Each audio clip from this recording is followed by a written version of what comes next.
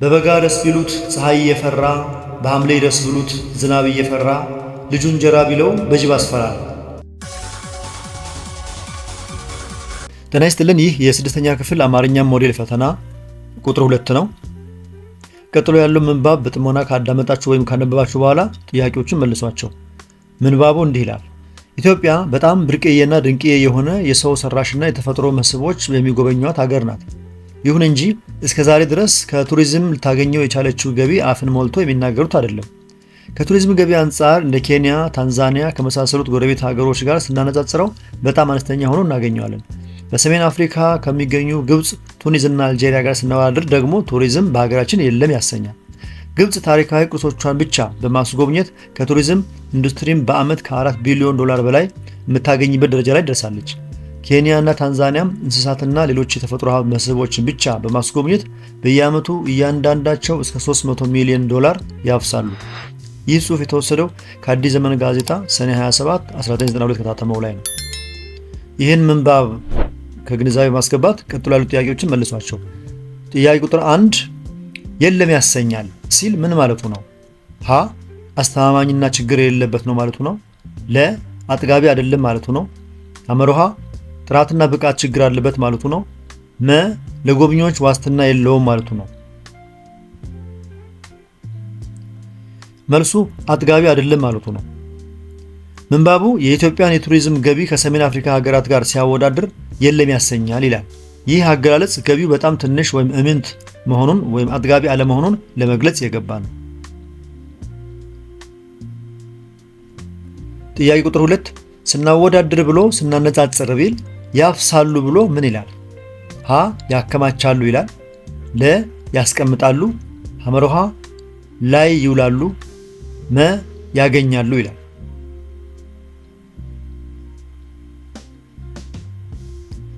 መልሱ ያገኛሉ የሚለው ነው። በምንባቡ ውስጥ ዶላር ያፍሳሉ የሚለው ሐረግ ከፍተኛ ገቢ እንደሚያገኙ እንደሚሰበስቡ ለመግለጽ በዘይቤ የተነገረ ነው። ስለዚህ ቀጥተኛ ትርጉሙ ያገኛሉ የሚለው ነው። ጥያቄ ቁጥር 3 ብርቅዬና ድንቅዬ የሚላቸው ምንድን ናቸው? ሀ እንስሳትና አዕዋፍ ናቸው። ለ ላሊበላና አክሱም ሐውልቶች ናቸው። ሐመሮሃ ተፈጥሯዊና ሰው ሰራሽ መስህቦች ናቸው። መ ደጋ ወይና ደጋና ቆላ ናቸው። መልሱ ተፈጥሯዊና ሰው ሰራሽ መስህቦች ናቸው። ምንባቡ በመጀመሪያው አረፍተ ነገር ላይ ኢትዮጵያ ብርቅዬና ድንቅዬ የሆኑ የሰው ሰራሽና የተፈጥሮ መስህቦች እንዳሏት ይገልጻል። ጥያቄ ቁጥር 4 አፍን ሞልተው የሚናገሩት አይደለም የሚለው ማንን ነው? ሀ ተፈጥሮና ሰው ሰራሽ ሀብቶችን ነው። ለ ከቱሪዝም የሚገኘውን አነስተኛ ገቢ ነው። ሐመሮሃ የቱሪስት መስህቦችን ነው። መ የቱሪዝም ኢንዱስትሪ አቋምን ነው።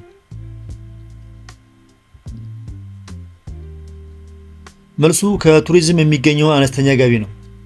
ጸሐፊው ከቱሪዝም ልታገኘው የቻለችው ገቢ አፍን ሞልቶ የሚናገሩት አይደለም በማለት ገቢው በጣም አነስተኛና የሚያኮራ አለመሆኑን እየገለጸ ነው። ጥያቄ ቁጥር 5 ቀጥሎ ከተዘረዘሩት ቃላት በፍቺ ልዩ የሆነው የቱ ነው? ሀ እንደ ነገሩ። ለ ለይስሙላ። ሐመሮሃ ለቁም ነገር። መ ለማስመሰል።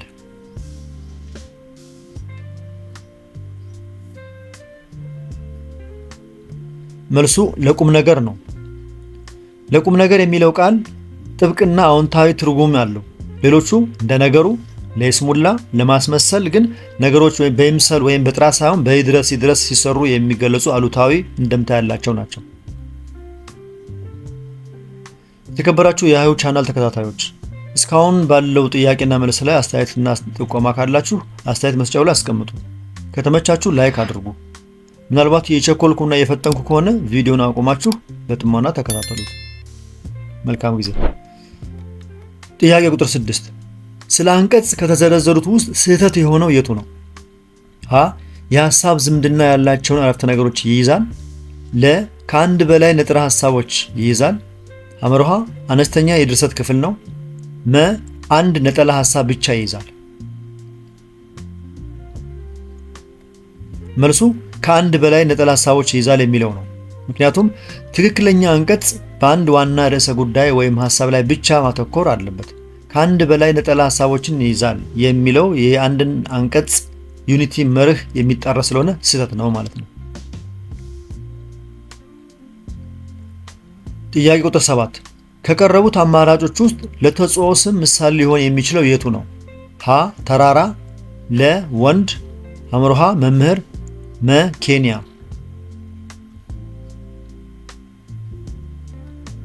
መልሱ ኬንያ ነው።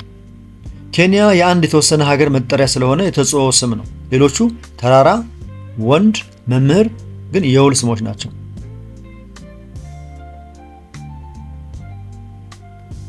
ጥያቄ ቁጥር 8 በጫካ ውስጥ በርካታ እንስሳት ይኖራሉ። የተሰመረበት ቃል ዳሽ ነው። ሀ የተጽኦ ስም፣ ለ የውል ስም፣ ሐ የነገር ስም፣ መ የረቂቅ ስም።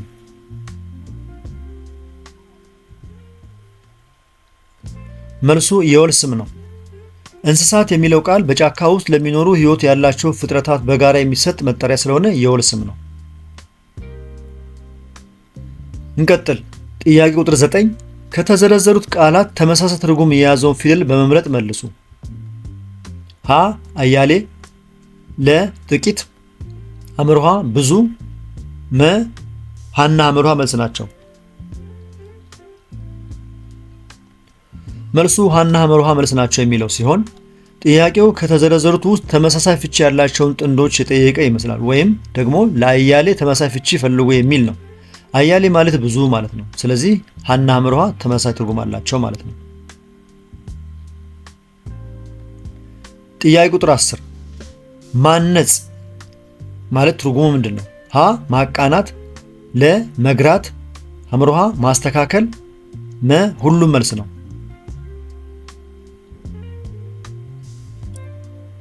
ሁሉም መልስ ነው የሚለው ትክክለኛው መልስ ነው። ምክንያቱም ማነጽ በተለይ ስብዕናን በተመለከተ ማስተካከል፣ መቅረጽ ወይም ወደ ትክክለኛ መንገድ ማምጣትን ያመለክታል። ማቃናትና መግራትም ተመሳሳይ የባህሪ ለውጥን ያመለክታሉ።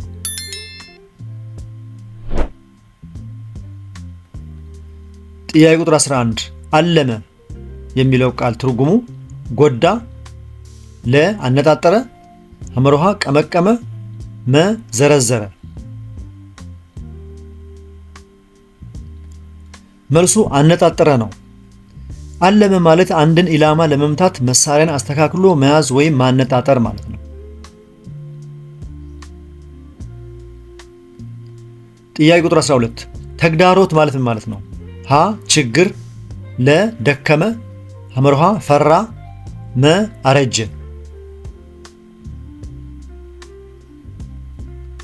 መልሱ ችግር ነው።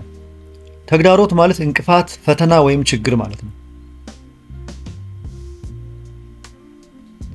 ጥያቄ 13ን ከግጥሙ ተነስተን ስለምንመለስ ግጥሙን በአግባቡ አዳምጡት። ሆይላል ገበሬ ሆይላል ገበሬ ድብ ያፈረሰ በሽልማ በሬ በርዬ በርዬ አንተን የቻለ ሰው ቶሎ ቶሎ ብለህ አንጀቴን አርሰው ይላል ግጥሙ። በዚህ ግጥም መሰረት ነው እንግዲህ ጥያቄዎች የምንመልሰው። ጥያቄ ቁጥር 13 ምንድነው የሚለው? ይህ ቃላዊ ግጥም በዳሽ ጊዜ የሚገጠም ነው። ሀ በእርሻ፣ ለ በለቅሶ፣ ሐ በሰርግ፣ መ ሁሉም።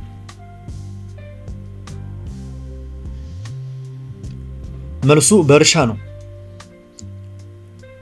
ግጥሙ ገበሬ፣ በሬና አርሰው የሚሉ ቃላትን የያዘ በመሆኑ ገበሬዎች በእርሻ ወቅት በሬዎቻቸውን ለማበረታታት የሚጠቀሙበት የሥራ ግጥም ነው ማለት ነው።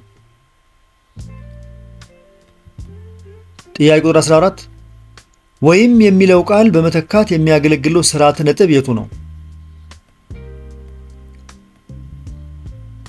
ሀ እዝባር፣ ለ ቅንፍ፣ ሐ ድርብ ሰረዝ፣ መ ትምህርተ ጥቅስ።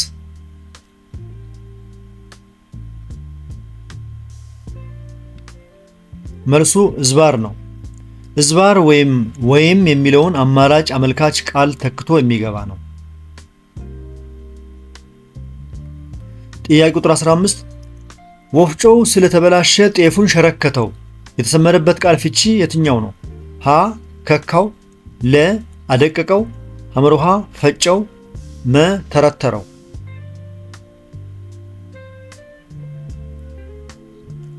መልሱ ከካው ነው። ሸረከተው ማለት እህሉን በደንብ ሳያደቅ አጓጉሎ ፈጨው ወይም ከካው ማለት ነው። የተከበራችሁ የሃሁ ቲዩብ ቻናል ተከታታዮች እስካሁን ባለው ሂደት ጥያቄውና አስተያየት ካላችሁ አስተያየት መስጫው ላይ አስቀምጡ።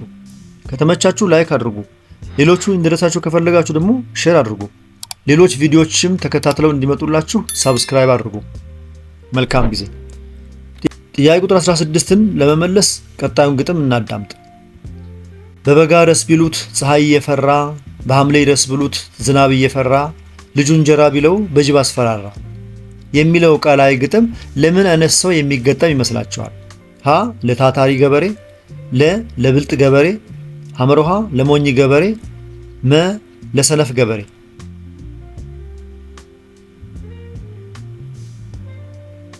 መልሱ ለሰነፍ ገበሬ ነው። ምክንያቱም ግጥሙ አንድ ሰው በጋ ሲሆን ፀሐይ እፈራለሁ፣ ክረምት ሲሆን ዝናብ እፈራለሁ እያለ ምክንያት እየደረደረ ስራ እንደሚፈታ ይገልጻል። ይህ የሰነፍ ሰው ባህሪ ነው።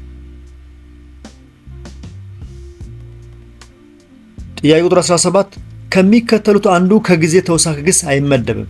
ሀ ዛሬ፣ ለ አሁን፣ ሐመሮሃ ነገ፣ መ ቢሆንም። መልሱ ቢሆንም ነው። ዛሬ፣ አሁንና ነገ ጊዜን የሚያመለክቱ ቃላት ናቸው። ቢሆንም ግን አያያዥ ቃል ወይም ኮንጃንክሽን ነው። እንቀጥል። ጥያቄ ቁጥር 18 ሰዎች የምድርን ዓለም በሚሰናበቱበት ጊዜ በወዳጅ ዘመድ የሚዜም ቃላዊ ግጥም ሀ የእንጉርጉሮ፣ ለ የሙሾ፣ ሐመሮሃ የልመና፣ መ የልጅ ማባበያ።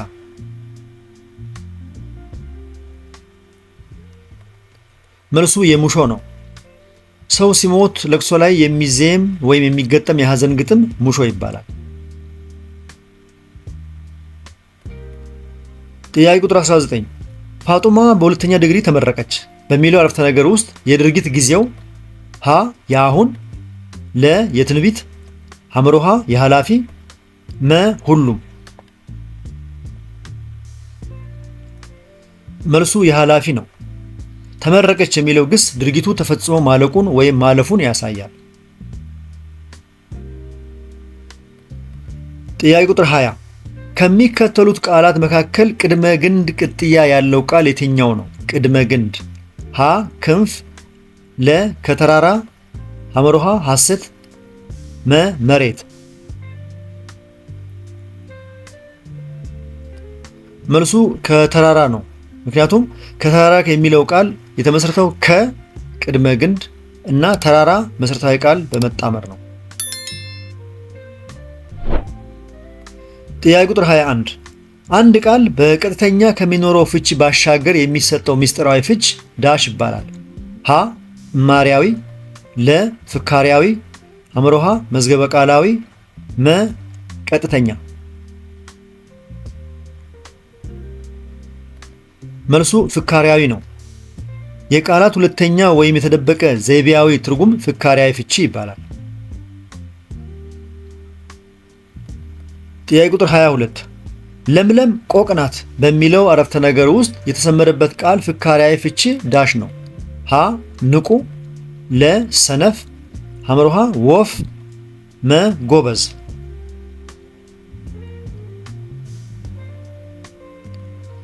መልሱ ንቁ የሚለው ነው። ምክንያቱም ሰውን ቆቅ ነው ወይም ቆቅ ናት ብሎ በዘይቤ መጥራት አካባቢውን የሚቃኝ ንቁና ጠንቃቃ መሆኑን ያመለክታል። ጥያቄ ቁጥር 23 አለሚቱ ከትላንት ወዲያ ከድሬዳዋ መጥታለች አሉ። ይህ አረፍተ ነገር በየትኛው ጊዜ የተገለጸ ነው? ሀ ስለ ወደፊት፣ ለ ስለ አሁን፣ ሐመሮሃ ስላለፈው፣ መ ጊዜውን አይጠቅስም። መልሱ ስላለፈው ነው። ከትላንት ወዲያ የሚለው የጊዜ ተውሳከ ግስ ያለፈን ጊዜ ያመለክታል።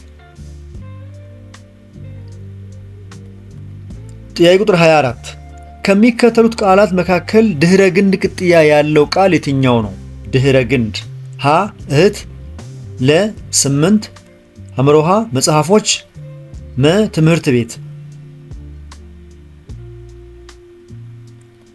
መልሱ መጽሐፎች የሚለው ነው። ምክንያቱም መጽሐፎች የሚለው ቃል መጽሐፍ ከሚለው መሰረታዊ ቃል እና ኦች የሚል ብዙ ቁጥር አመልካች ድህረ ግንድ ተቀጥሎበታል።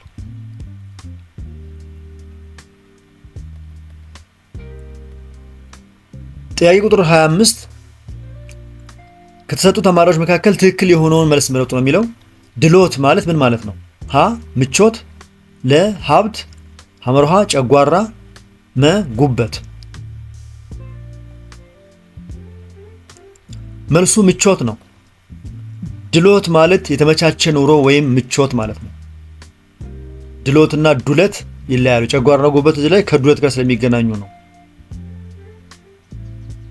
የተከበራችሁ የዚህ ቻናል ተከታታዮች እስካሁን ባለው ሂደት ላይ ጥያቄና አስተያየት ካላችሁ አስቀምጡልኝ። ከተመቻችሁ ላይክ አድርጉ። ሌሎችን እንዲደርሳችሁ ከፈለጋችሁ ሼር አድርጉ። ሌሎች የስድስተኛ ክፍል ቪዲዮዎችን እንዲደርሳችሁ ከፈለጋችሁ ደግሞ ሳብስክራይብ አድርጉ። መልካም ጊዜ። እንቀጥል። ጥያቄ ቁጥር 26 ሙስና ትርጉሙ ሀ ግልግል፣ ለ ቅሚያ፣ ሐመርሃ ዝርፊያ፣ መ ጉቦኛ።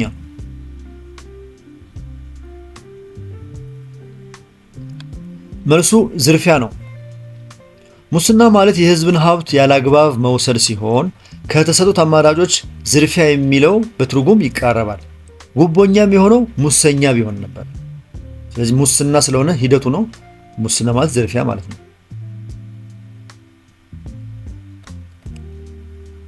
ፈዛዛ ደብተሩን ያሰርቃል በሚለው አረፍተ ነገር ውስጥ ለተሰመረበት ቃል ተቃራኒው የቱ ነው? ሀ ብርቱ፣ ለ ደካማ፣ ሐመርሃ ንቁ፣ መ እንዝላል። መልሱ ንቁ ነው። ፈዛዛ ማለት አካባቢውን የማይቃኝ የደነዘዘ ማለት ሲሆን ተቃራኒው ንቁ ነው። እንዝላልና ደካማ ደግሞ ተመሳሳዮቹ ናቸው። ጥያቄ ቁጥር 28 ዳሽ መጽሐፍ ማንበብ የዕለት ከዕለት ስራው ነው። ሀ እኔ፣ ለ እሷ፣ ሐመርሃ እሱ፣ መ እነሱ።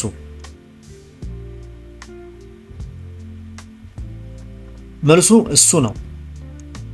ስራው በሚለው ቃል መጨረሻ ላይ ያለው ው ቅጥያ የሚያመለክተው ሶስተኛ ወገን ነጠላ ተባዕታይ እሱን ስለሆነ። ጥያቄ ቁጥር 29 ዳሽ እና ዳሽ ተባብረው ቢሰሩ ኑሯቸውን ማሸነፍ ይችላሉ። ሀ እሷ እና እሱ፣ ለ አንተ እና እኔ፣ ሐመርሃ እሷና አንተ፣ መ እነሱ እና እናንተ።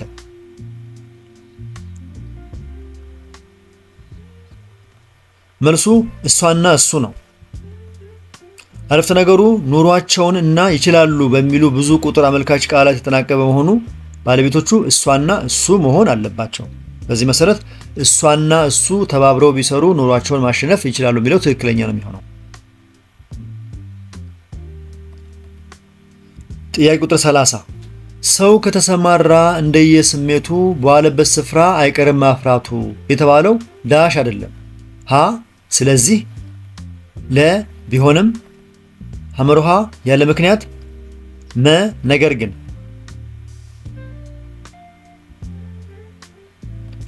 መልሱ ያለ ምክንያት የሚለው ነው።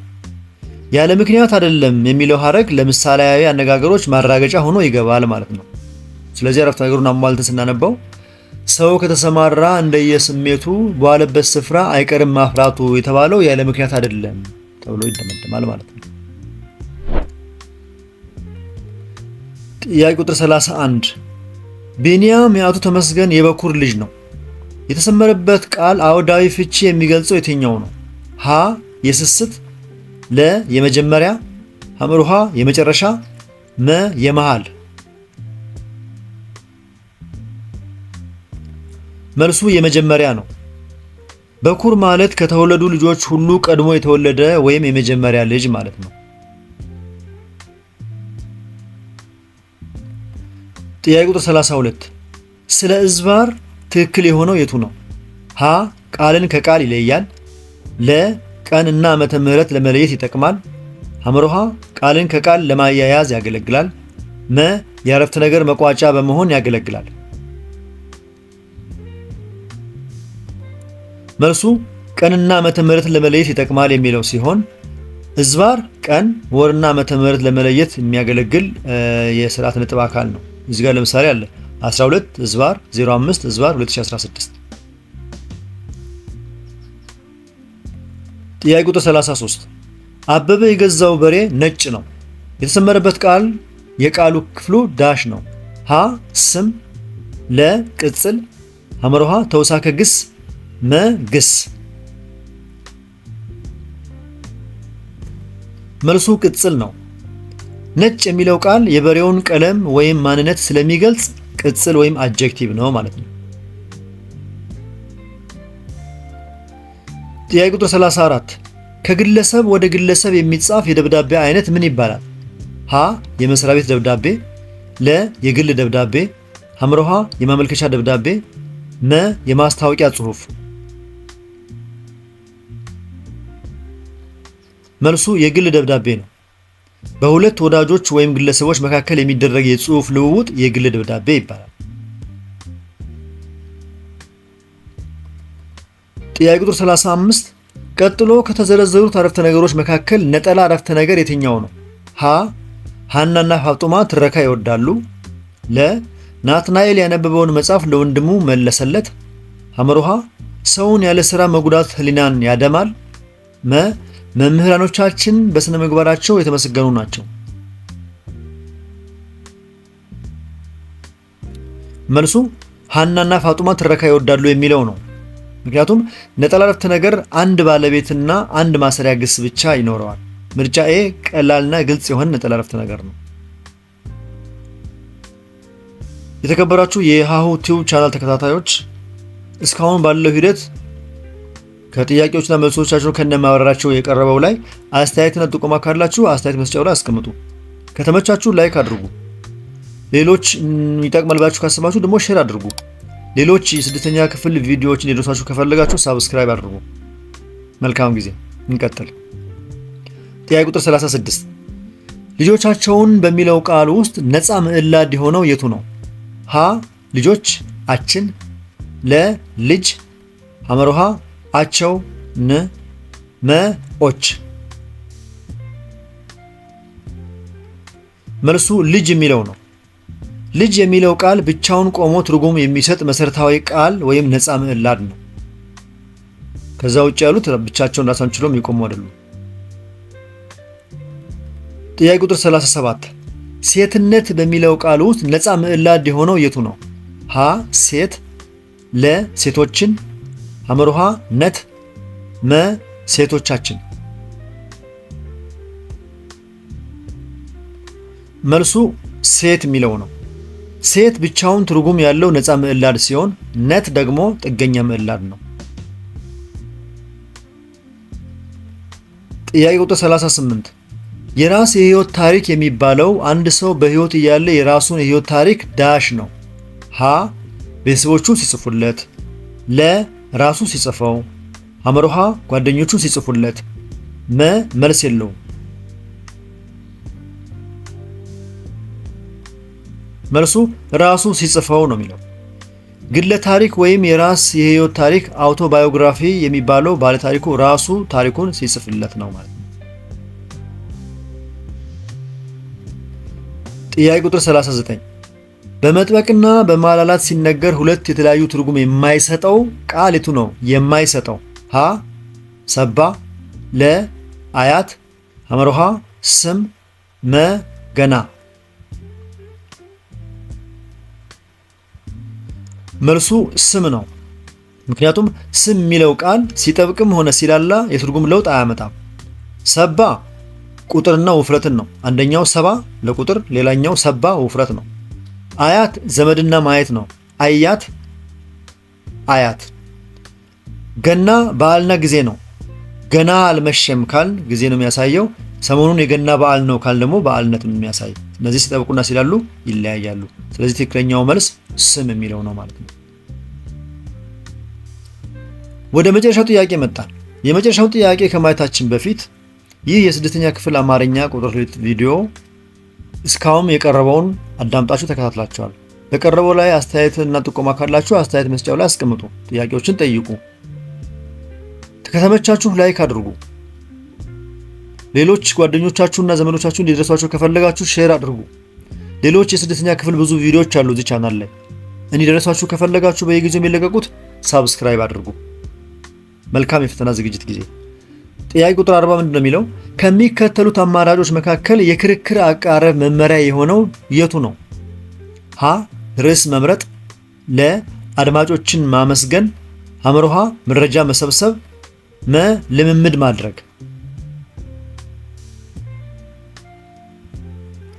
መልሱ አድማጮችን ማመስገን የሚለው ነው።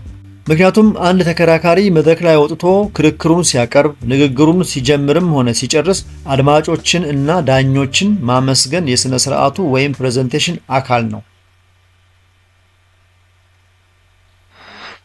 በድጋሚ መልካም የፈተና ዝግጅት ወቅት ይሆንላችሁ። አመሰግናለሁ። ቻው